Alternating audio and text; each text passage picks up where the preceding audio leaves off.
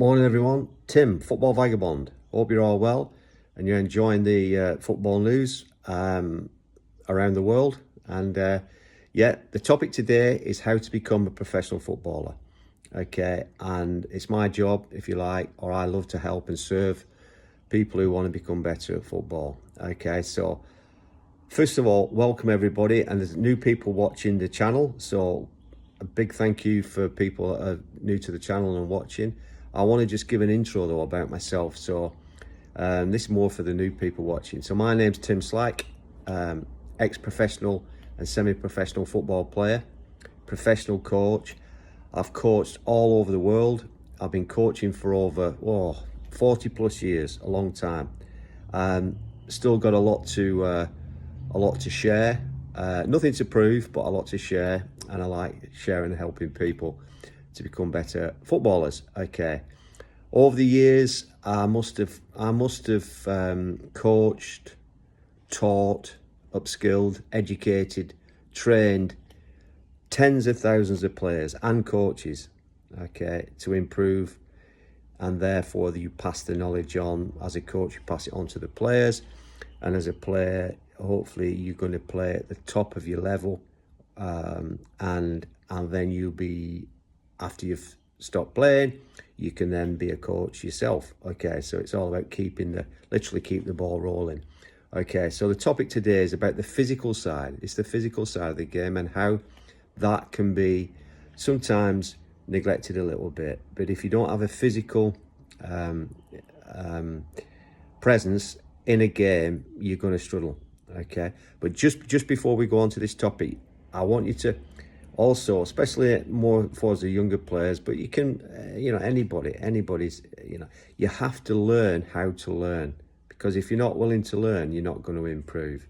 Okay, so that's really, an essential part of what I'm trying to explain to you is have an open mind, be willing to learn. If you're not got an open mind, you'll stay wherever you are. You'll just stay stuck at that level.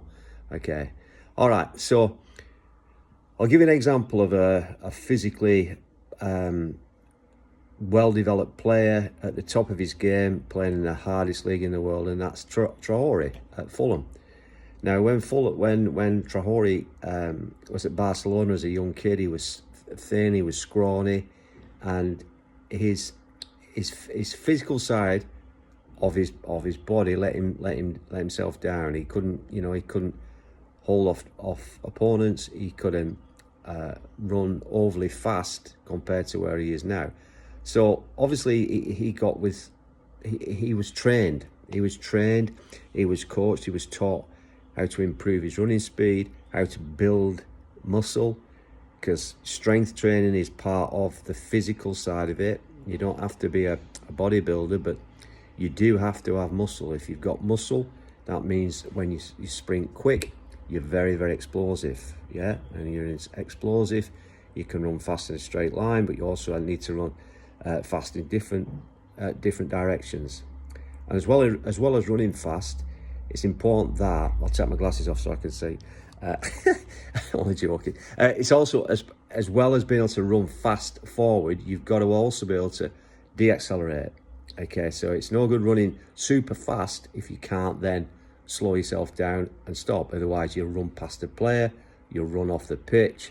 So you need to have, again, I've mentioned this before in other videos, you need to be able to control your power. And so yes, running fast, great, but you also need to control yourself and slow it down, because you're not going to run full speed and then expect to turn and go off in a different direction.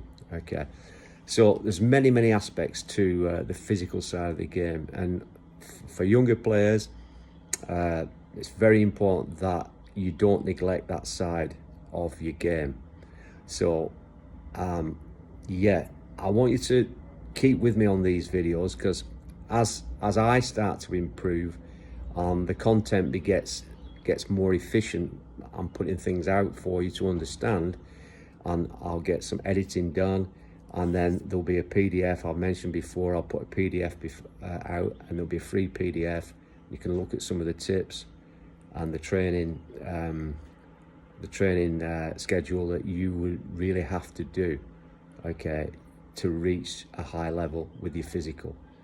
But at the same time, don't forget, you've got all the other aspects of the game, you know, the technical and the tactical. You've got the social side of the game, but you've also your technique. You need to really keep practicing with your technique. And okay, so just a short one this morning. Hope you're all well. Keep watching, keep enjoying your football, and hope your team's winning.